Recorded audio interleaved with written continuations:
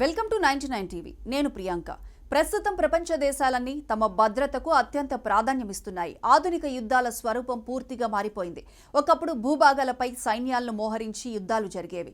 ఇప్పుడు మాత్రం గగనతలం, సముద్రం, అంతరిక్షం, సైబర్ ప్రపంచం అన్నింటిలోనూ భద్రతా వ్యవస్థలు కీలక పాత్ర పోషిస్తున్నాయి. ప్రతి దేశం తన గగనతలాన్ని కాపాడుకోవడానికి యుద్ధ విమానాలు, మిసైళ్ల వ్యవస్థలు, ఎయిర్ డిఫెన్స్ సిస్టమ్ను ఏర్పాటు చేసుకుంటోంది. తమ గగనతలంలోకి అనుమానాస్పదమైన ఏ వస్తువు ప్రవేశించినా వెంటనే స్పందించే స్థాయి ఈ వ్యవస్థలు పనిచేస్తున్నాయి. ఇటీవలి కాలంలో అమెరికా గగనతలంలోకి చైనా పంపిన ఎయిర్ బెలూన్లు ఈ అంశంపై ప్రపంచ దృష్టిని ఆకర్షించాయి.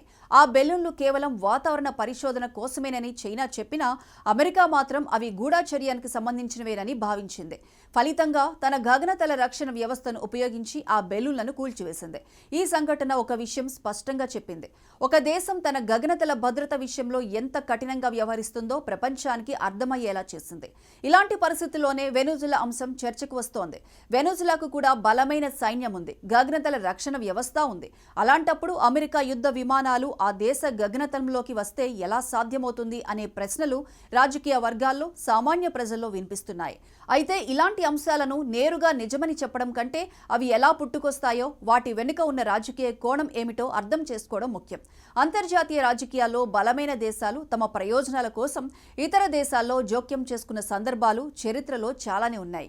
అందులో అత్యంత ప్రాముఖ్యమైన ఉదాహరణ ఒసామా బిన్ లాడెన్ వ్యవహారం. 2001 సెప్టెంబర్ 11 దాడుల తర్వాత అమెరికా ప్రధాన లక్ష్యంగా పెట్టుకున్న వ్యక్తి లాడెన్. అతను పాకిస్తాన్లోని అబోతాబాద్లో ఉన్నాడని గూఢచర్య సంస్థలకు సమాచారం అందిన తర్వాత అప్పటి అమెరికా అధ్యక్షుడు బరాక్ ఒబామా అత్యంత రహస్యంగా ఒక ప్రత్యేక ఆపరేషన్ కు అనుమతి ఇచ్చారు. ఆ ఆపరేషన్ సమయంలో అమెరికా ప్రత్యేక దళాలు హెలికాప్టర్ల ద్వారా పాకిస్తాన్ భూభాగంలోకి ప్రవేశించాయి.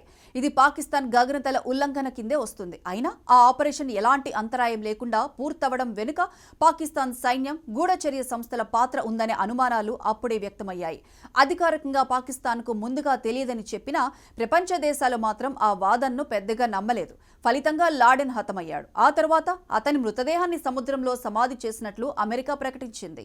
ఈ సంఘటన తర్వాత ఒబామా రెండోసారి అమెరికా అధ్యక్షుడిగా ఎన్నికయ్యారు. దీని ద్వారా ఒక విషయం స్పష్టమైంది. బలమైన దేశాలు తమ అంతర్గత రాజకీయ ప్రయోజనాలు, ప్రపంచంలో తమ ఆధిపత్యాన్ని చూపించడానికి ఇలాంటి ఆపరేషన్లను కూడా ఒక సాధనంగా ఉపయోగించుకుంటాయి.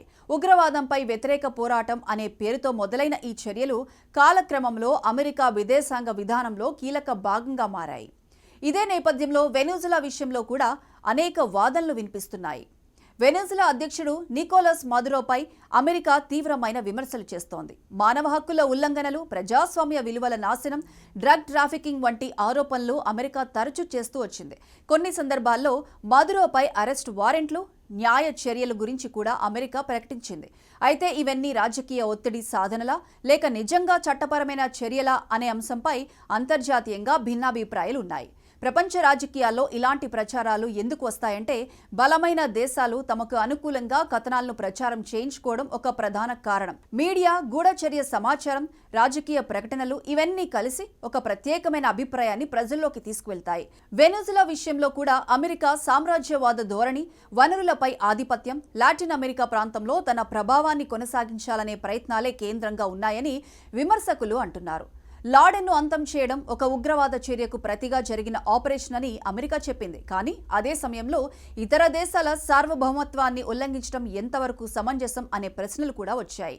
ఇదే తరహాలో వెనుజులాపై చర్యలు, ఒత్తిడులు కూడా ఉగ్రవాదం కంటే రాజకీయ ఆధిపత్యాన్ని నిలబెట్టుకునే ప్రయత్నాలుగానే చాలా మంది చూస్తున్నారు. మొత్తానికి ప్రపంచంలో భద్రతా వ్యవస్థలు ఎంత బలంగా ఉన్నాయో అంతకంటే బలమైనది రాజకీయ ప్రయోజనాల కోసం వాటిని నియంత్రించే శక్తి. బలమైన దేశాలు తమకు అనుకూలంగా నిబంధనలు మలుచుకుంటాయి. బలహీన దేశాలు మాత్రం ఆ ప్రభావానికి లోనవుతాయి. లాడెన్ వ్యవహారం నుంచి వెనుజులా అంశం వరకు చూస్తే అమెరికా విదేశాంగ విధానంలో ఒకే తత్వం స్పష్టంగా కనిపిస్తోంది. అది తన ప్రయోజనాలు, తన ఆధిపత్యం కోసం ఏ హద్దులకైనా వెళ్లేందుకు సిద్ధంగా ఉండటం. ఇదే అమెరికా సామ్రాజ్యవాదం అని విమర్శకులు అభివర్ణిస్తున్నారు.